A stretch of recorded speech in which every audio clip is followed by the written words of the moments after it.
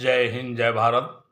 मैं प्रदेश के समस्त जवानों से जो बाहर ड्यूटी गए हैं, चुनाव ड्यूटी में, विधानसभा चुनाव की ड्यूटी में, अगर किसी प्रकार की असुविधा हो रही हो, तत्काल आप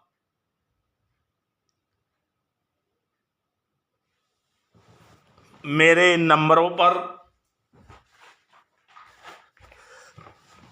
तत्काल आप 94 51 16 16 46 पर संपर्क करें। और मेरा ये मोबाइल नंबर है, तत्काल आप इन नंबरों पर संपर्क करें।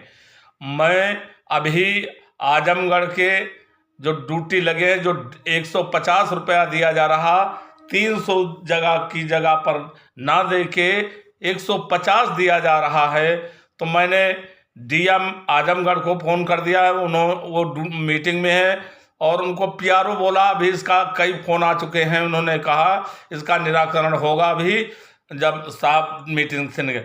वहीं मैं एसएसपी आजमगढ़ से बात किया हूँ, उनका भी पीआरओ उठाया, वो भी मीटिंग में है। तो वो कहे हैं कि 150 रुपया दिया जा रहा है, 150 रुपया बैंक खातों में आ जाए। तो मैं कौन सा विश्वास करूं कि 300 रुपया आ जाएगा, 150 रुपया आ जाएगा। तो आप लोग लिखित लीजिए और वरना 150 रुपया मत लेना। जब लिखित दे दें कि नहीं 150 रुपया आप लोगों के खाता पर चला जाएगा, साइन और मोहर करके दें, तो आप लोग मानना, वरना इससे इसी बात पर अड़ जाइए।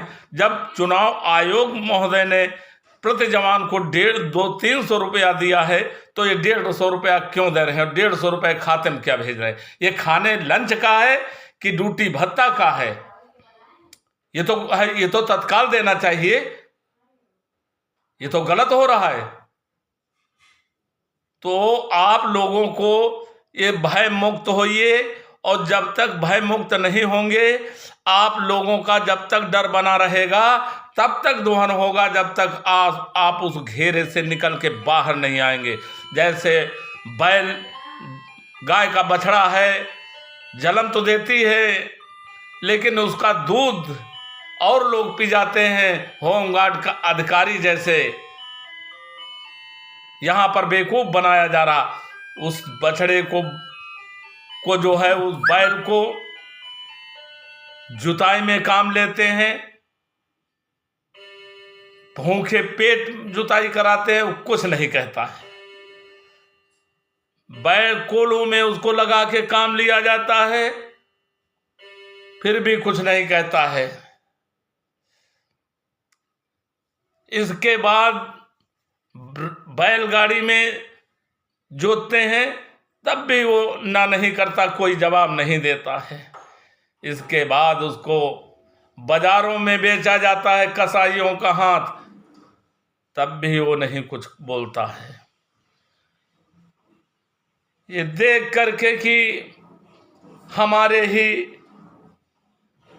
अब बाजार में पैसा कमाया जा रहा, तो मजबूर होके उसने देखा कि कसाईयों का हाथ बेच करके मेरी हड्डियां निकाली जा रही, मेरा चमड़ी निकाली जा रही, जो बाजार में सप्लाई की जाती है, हड्डियों को पीस करके हर चीनी में सफाई में देते हैं, जो तमाम रोग फैलते हैं, अन्य खाने पीने की सामग्री में मिलाया जा रहा।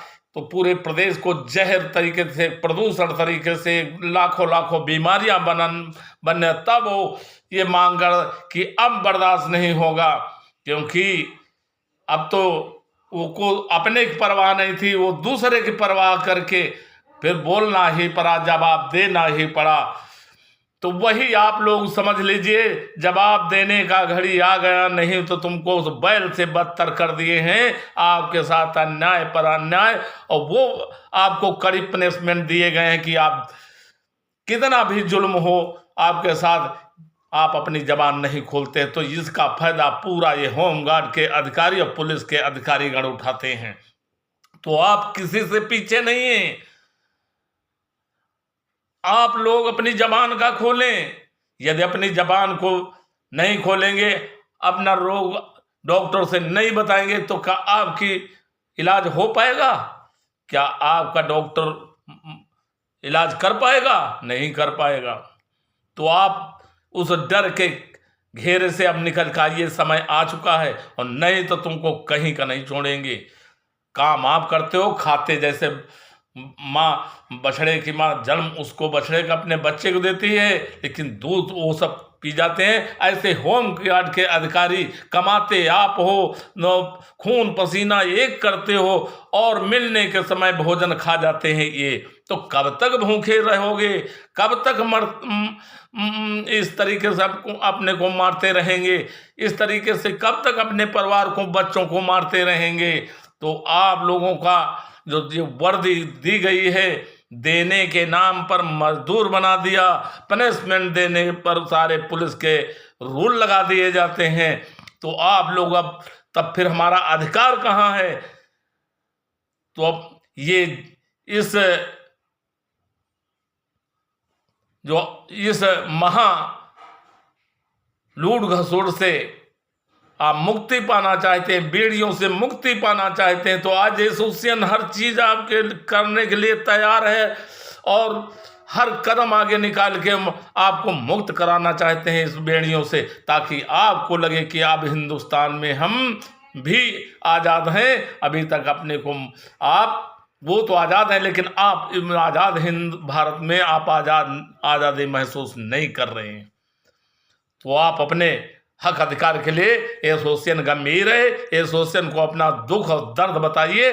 आपके लिए करने के लिए अध्यक्ष हर समय हर घड़ी आपका इंतजार करता है, लेकिन आप ही नहीं बताओगे तो मैं क्या कर लूं? कल आजमगढ़ में कुशीनगर से ड्यूटी से प्रतापगढ़ के आ रहे थे, उसकी बस जो है मऊ में खराब हुई। वो एक रात एक दिन पड़े रहे, वहाँ गाड़ी नहीं मिल रही थी। फिर रात 11 बजे बताया, फिर डीएम मऊ से बात किया, तुरंत उनको गाड़ी मिली ताकि वो जाके अगले चुनाव में ड्यूटी पहुंच पाए हैं। और नहीं तो कोई वहाँ विभागीय अधिकारी नहीं गया देखने कि मरे हैं कि जिंदा हैं। आज वो बस्ती ड्यूटी पहुंचे हैं सुबह। तो आप लोगों, और वही कार्य आजमगढ़ में हुआ।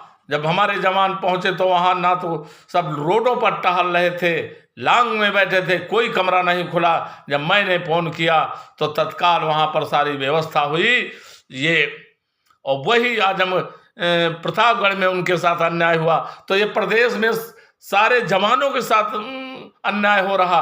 पुलिस और अन्य बलों के लिए बढ़िया बढ़िया जगह उनको ठहरने के, बढ़िया उनका लंच पैकेट दिया जा रहा, सब कुछ दिया जा रहा, और इनको रहने के लिए वहाँ पर जो जगह दी जाती है वहाँ पर सफाई नाम की चीज़ नहीं, बल्कि तमाम कीड़े मकोड़े हैं, उनको सफाई करते हैं तब उसमें बैठने लायक होता है। तो और गाड़ी जो दी गई वो खटारा टाइप की होम गार्ड को मुहैया करा देंगे, और जो बढ़िया बढ़िया बसें हैं वो अन्य बलों को, पुलिस के लेके अन्य बलों को दे गई हैं। क्या ये इनका हक अधिकार नहीं? इनको बल नहीं मानते हैं? काम तो आप इनसे पूरा ले रहे हैं, लेकिन इनको देने के नाम पे सुख सुविधा ये सब अधिकारी मौन हो जाते हैं, अनदेखा करते हैं, सौतेला व्यवहार करते हैं। तो क्यों कि हमारा जवान अपनी जबान नहीं खोलना चाहता।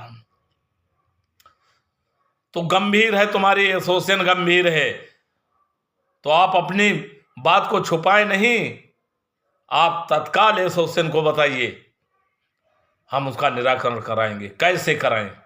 तो फिर कह देता हूं, जिन नंबरों को मैंने दिया है, अगर कोई असुविधा होती है बाहर गए हुए जवानों को चुनाव ड्यूटी में, तत्काल इन नंबरों पर जो बताया है संपर्क करें। मैं ज़्यादा ना बोल करके आपको बैल और होमगार्ड की परिभाषा बता दिया है। इसको सोचो समझो, बार बार बताने चिताने के बाद आप लोग अपने पैर सीधे नहीं करते हैं। एसोसिएशन बार बार आपको उठा खड़ा करते, लेकिन फिर भी आप उठने का नाम नहीं लेते।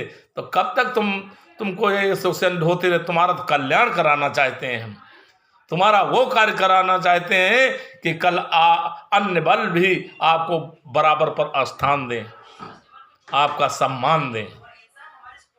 मैं इन्हीं बातों के साथ अपनी बात पर विराम देता हूँ। जय हिंद, जय भारत, वंदे मातरम।